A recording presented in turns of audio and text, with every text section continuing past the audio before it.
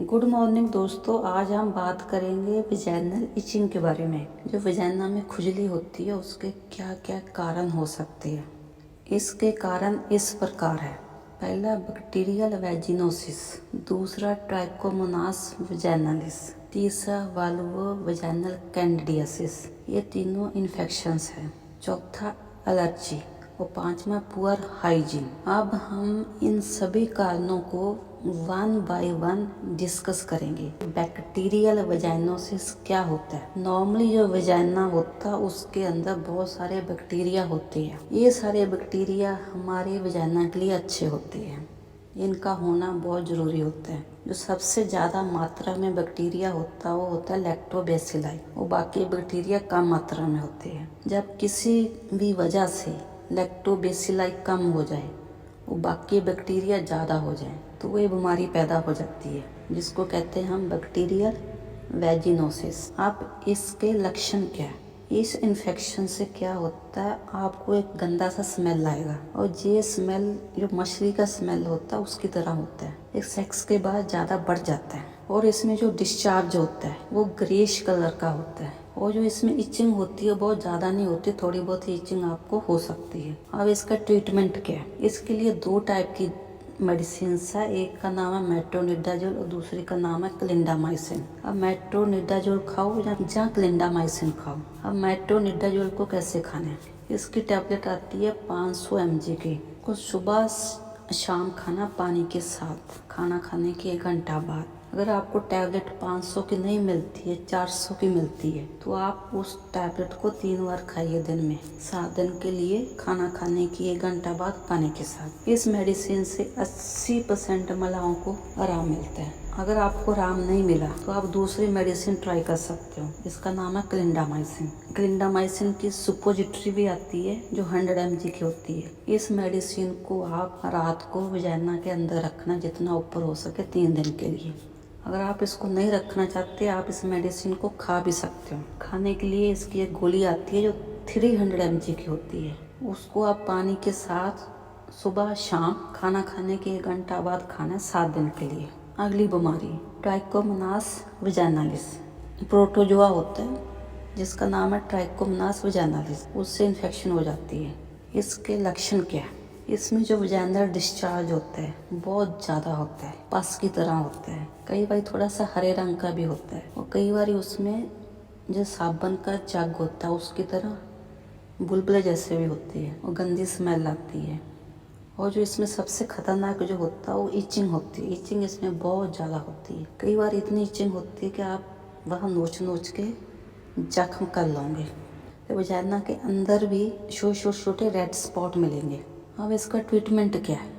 इस बीमारी में भी आपको टैबलेट मेट्रोनिडाजोल खाना है 2 ग्राम एक साथ। अगर आपको ये गोली ना मिले 2 ग्राम की, तो आपको जो मेट्रोनिडाजोल की टैबलेट है 500 mg की, उसको आप सुबह और शाम पानी के साथ खाना खाने के 1 घंटा बाद 7 दिन के लिए खाना है। अगर 500 की गोली नहीं मिलती है, अगर 400 की गोली मिलती है, तो 400 की गोली को आपने दिन में 3 बार खाना है, सुबह, दोपहर, रात को, पानी के साथ खाना खाने के 1 घंटा बाद 7 दिन के लिए। अगर ये दवाई खाने के बाद आपको रिलीफ ना मिले तो आपको फिर 7 दिन के लिए दवाई खाना है।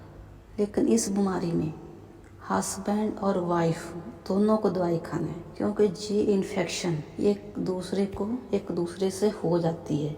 अगर हम सिर्फ वाइफ को ट्रीट करेंगे, हस्बैंड को नहीं करेंगे, फिर हस्बैंड से इन्फेक्शन वाइफ में चली जाएगी। अब अगली बीमारी है फंगल इन्फेक्शन। इसको हम वाल्वो वैजिनल कैंडिडियासिस भी कहते हैं। ये बीमारी किस महिलाओं में ज़्यादा होती है। वो महिलाएं जो एंटीबायोटिक्स खाती रहती है, प्रेगनेंसी में ज़्यादा होती है, जहाँ जिसका ब्लड शुगर ज़्यादा है। अब इसके लक्षण क्या है। इसमें आपको इचिंग होगा, जलन होगी, और जो इसमें डिस्चार्ज होता है बहुत कम होता है और दही जैसा होता है। कभी कभी जो गाढ़ी दही होती है वैसा भी हो सकता है, और जो वजाइना उसमें अंदर जख्म हो जाती है। फिर जब आप हस्बैंड के साथ मिलते हो, दर्द होता है आपको नीचे इरिटेशन होती है, यूरिन पास करते हो तो नीचे बहुत जलन होती है। अब इसका ट्रीटमेंट, जो वजाइना के अंदर रखने वाली दवाई है वो इस प्रकार है। एक सुपोजिटरी आती है माइकोनाजोल की 200 mg की। इसको रात को सोते टाइम वजाइना के अंदर रखना 3 दिन के लिए। अगर आपको सुपोजिटरी 100 mg की मिलती है तो आपको डेली एक सुपोजिटरी रात को सोते टाइम वजाइना के अंदर रखनी 7 दिन के लिए। अगर आपको 200 mg का मिल जाता है 3 दिन के लिए रखना है। अगर आपको 100 mg का मिलता है 7 दिन के लिए रखना है। 1200 mg का मिल सकता है तो आपको एक ही दिन रखना है। इस मेडिसिन से फंगल इन्फेक्शन ठीक होने के लिए 4-5 दिन लगेंगे। तब तक खुजली को कम करने के लिए हम एक क्रीम देते हैं पेशेंट को। इसका नाम है कैंडिड बी क्रीम और दूसरी का नाम है 1% हाइड्रोकोर्टिसोन। इन दोनों में जो भी आपको क्रीम मिलती है आप ले सकते हो। इसको सुबह और शाम जहाँ जहाँ इचिंग हो रही है लगाना है। सुबह नहाने के बाद नीचे वाले एरिया को टॉवल से ड्राई करके क्रीम को लगाना और मलना है 1 मिनट के लिए। इसी तरह रात को सोने से पहले नीचे का एरिया पानी से साफ करके उसको ड्राई करके इस क्रीम को लगाना और मलना 1 मिनट के लिए। इस क्रीम को आप 7 दिन के लिए लगाइए सुबह शाम।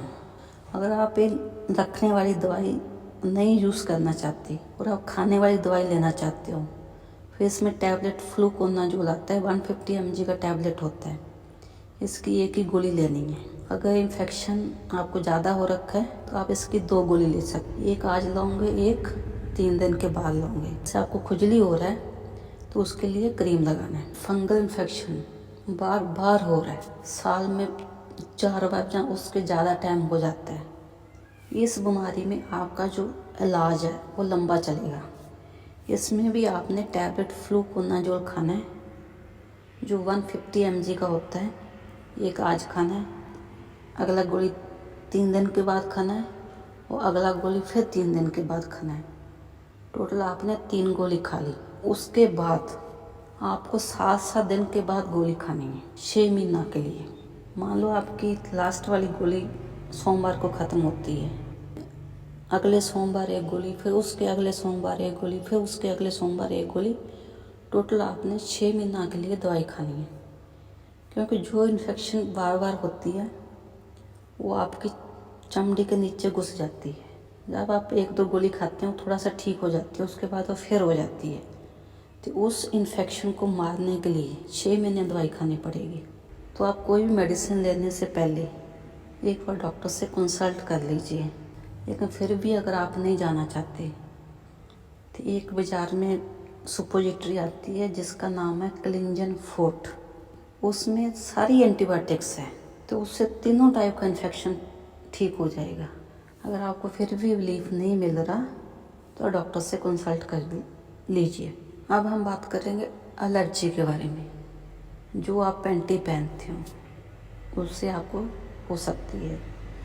और आप नीचे बार बार डिटॉल से धोते रहते हो, जहाँ आप कोई और सर्फ सोडा लगाते हो उससे भी इचिंग हो सकती है। तो आपको हमेशा ही नीचे वाला एरिया अपना ड्राई रखना है।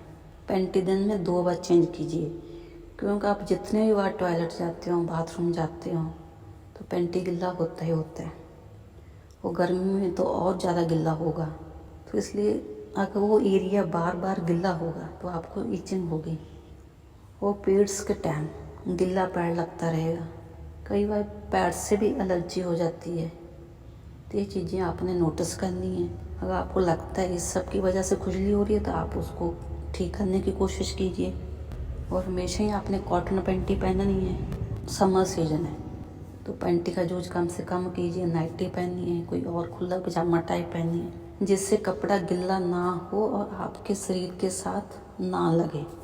और गर्मी के टाइम में क्या होता है आपके जांघ लग जाती है पसीना आके, तो उससे भी खुजली हो सकती है। और आपने कभी भी बार बार उस एरिया को डिटॉल से नहीं धोना या किसी और सर्फ सोडा से नहीं धोना। आप सिर्फ जब सुबह नहाते हो नॉर्मल पानी नॉर्मल साबुन से उससे एक बार साफ़ कीजिए। और आपको लगे तो आप दिन में 1-आधी बार और साफ़ कर सकते हो। और अगर आप अफोर्ड कर सकते हैं कि वी वॉश करके शैम्पू आता है, आप उससे भी साफ़ कर सकते हो। मुझे पूरी उम्मीद है मेरी इस वीडियो से आपको ज़रूर फ़ायदा होगा। नमस्कार, जय हिंद।